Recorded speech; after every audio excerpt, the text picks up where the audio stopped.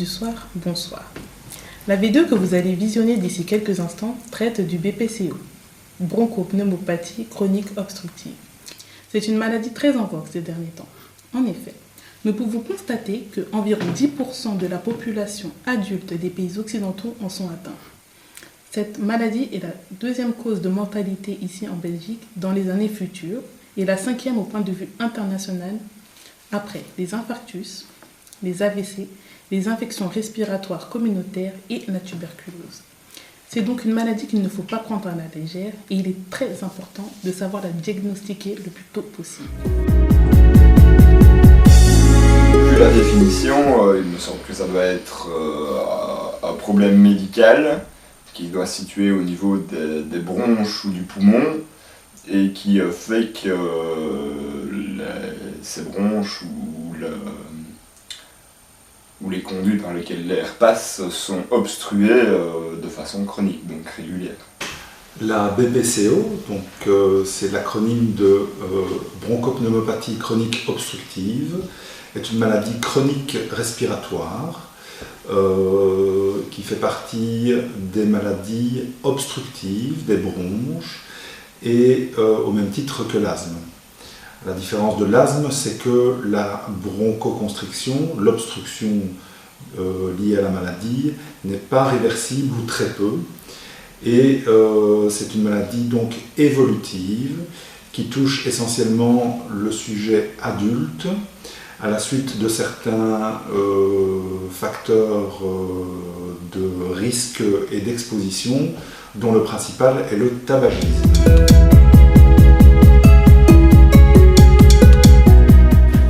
Je dirais que ça pourrait être des bactéries ou des virus ou des gaz polluants par exemple.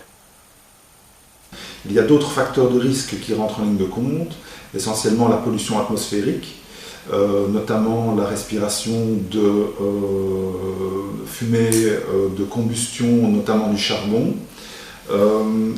Certains patients développent la bronchopneumopathie chronique obstructive à la suite de multiples infections respiratoires dans l'enfance, mais c'est plus anecdotique et les tabagiques représentent la majorité des patients atteints à l'heure actuelle. Alors la respiration, bien, c'est le fait d'aspirer de l'air dans ses poumons par les voies aériennes, que l'oxygène de cet air soit transmis dans les poumons à l'hémoglobine du sang qui le transporte aux cellules, ou si je me rappelle bien, la réaction, l'oxygène sert à faire réagir le sucre pour obtenir de l'énergie, donc avec la réaction C6H12O6 plus 6O2 nous donne 6 molécules de dioxyde de carbone et 6 molécules d'eau. Au niveau de la structure pulmonaire, il va y avoir aussi une diminution des échanges gazeux, c'est-à-dire que l'oxygène doit passer à travers la paroi alvéolaire et les phénomènes inflammatoires et de production de mucosité dont j'ai parlé tout à l'heure vont empêcher l'oxygène de passer de manière correcte. La présence de monoxyde de carbone entraîne aussi une diminution des échanges gazeux et c'est ça qui diminue en fait les capacités respiratoires des patients.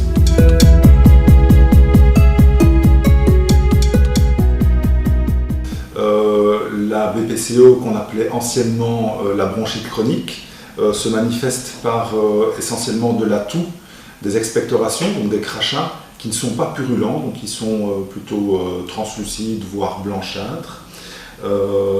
Se manifeste également par des difficultés à réaliser des efforts et cette toux devient de plus en plus permanente. Au départ, le patient va commencer à tousser uniquement pendant les mois d'hiver, à la suite de petites infections respiratoires banales, et puis progressivement, la toux va s'installer et sera quotidienne tout au long de l'année.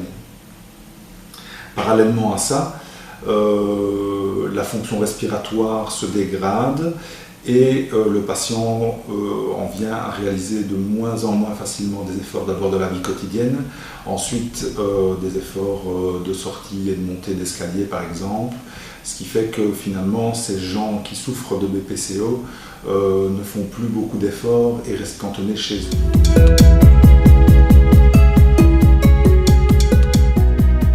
Ici, on va vous expliquer la collecte des données, directe et indirecte. On va commencer par celle de la directe. Ici, on représente le dossier infirmier, médical. Ceci nous permet de voir, par exemple, dans les faits marquants, on peut remarquer lors de son entrée le 25 du 10 que monsieur est BPCO. Ensuite, on va passer ensuite à la collecte directe, où ici je rentre dans la chambre de monsieur. Je remarque premièrement que monsieur n'a pas mis ses lunettes convenablement, donc il faut vérifier à ce que monsieur puisse mettre les lunettes. Voir aussi s'il ne fait pas trop chaud, car l'air peut aussi faire varier les difficultés, s'il est trop froid ou trop chaud. Donc ça, il faut varier avec le radiateur. On peut remarquer aussi au niveau des lèvres, qui peuvent être bleues, s'il y a nausée, le terme de signification bleue. Ensuite, voir si le dossier est bien adapté, car si le lit est plat, ça va engendrer une difficulté parce que l'oxygène passe mieux dans les voies respiratoires, donc il est toujours conseillé de mettre le patient en semi-assis. Combien faut-il de litres en oxygène pour le patient? Et est-ce un acte autonome ou délégué? Par exemple, ici, monsieur a une lunette, il sera toujours conseillé de ne pas mettre au-dessus de 2 litres. Ça peut varier, c'est le médecin qui choisit. Nous, on n'est pas là pour choisir le 10 litres. Ici, c'est un acte en collaboration. Et chez un BPCO, la toilette se fait-elle généralement au lavabo ou au lit? Cela dépend de l'effort et la capacité du patient. Si la capacité du patient, il va nous dire qu'il ne sait pas se laver, il n'a pas assez de force de se mobiliser, ici ce sera au lit. Il faudra prévoir du matériel, un bassin, une table de nuit, des gants de toilette à monsieur, si c'est personnel, des essuies, du savon. Il faudra laisser toujours le lit en cette position, sauf s'il faut le mettre en décubitus latéral. Là, il faudra un peu l'abaisser, mais il ne faut pas prendre trop de temps, car il pourra vite être essoufflé quand le lit sera à plat. Donc classiquement, c'est des patients fumeurs qui vont venir nous trouver pour de la toux permanente et des crachats, surtout matinaux. Le diagnostic se fait de manière en fait double.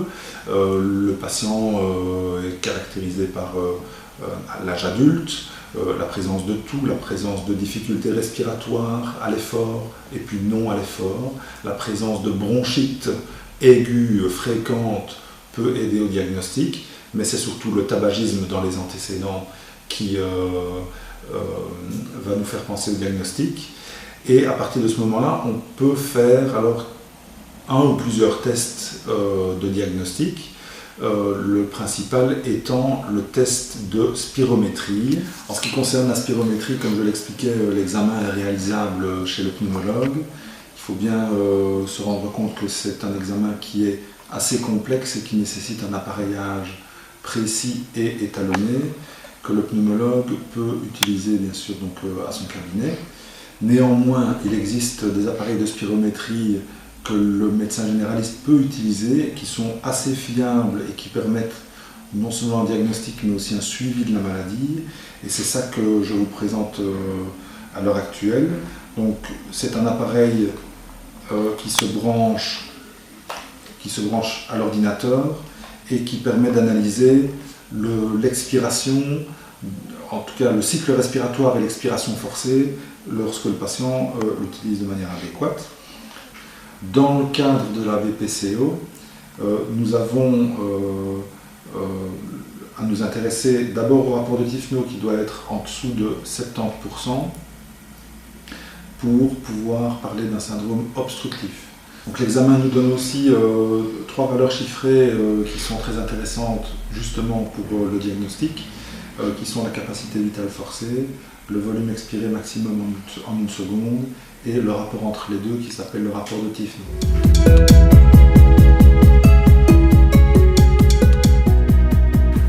Le premier traitement fait appel à des bronchodilatateurs à courte durée d'action. Le principe est assez facile à comprendre.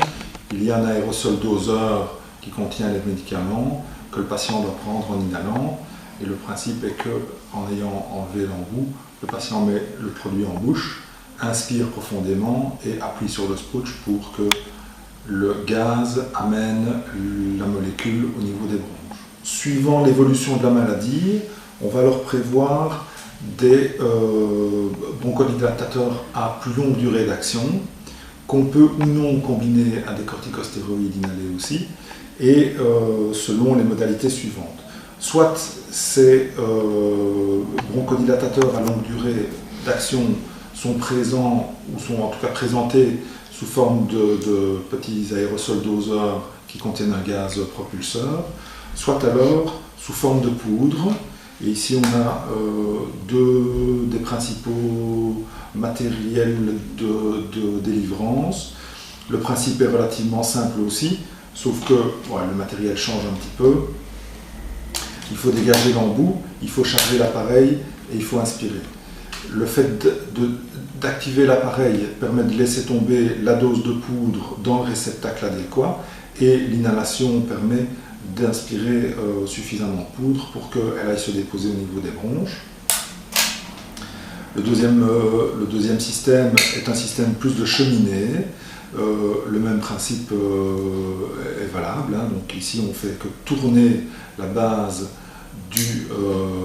de l'appareil, ce qui permet de déposer une dose de produit. Le patient met alors l'embout en bouche et inhale. Alors toujours dans les mêmes stades de la maladie, on peut ajouter ou utiliser sans les corticostéroïdes à longue durée d'action un anticholinergique. L'anticholinergique se présente également sous forme de poudre, mais là les firmes ont plutôt favorisé des poudres sous forme de capsules, et le principe est relativement simple selon les deux appareillages. On va dégager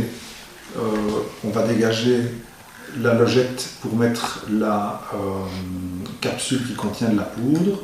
On referme l'embout. On perce bien sûr la capsule pour pouvoir laisser sortir la poudre quand on inhale, et il suffit d'inhaler. Alors, chose intéressante avec cet appareillage-ci, pareil ici, c'est qu'on peut contrôler ce qu'on a pris. Une fois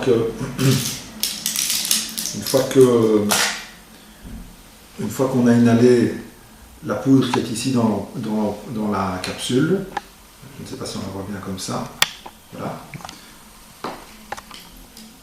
L'appareil, on met la capsule dans l'appareil, on perce, et en inspirant, on doit entendre que la capsule roule dans la logette, ce qui n'est pas le cas ici. Et le patient entend qu'il a pris son produit, et il y a un petit goût un peu sucré qui est commun à tous les produits inhalés en capsule. J'espère que cette vidéo vous a permis de mieux comprendre et de cerner ce qu'est le BPCO, ses causes,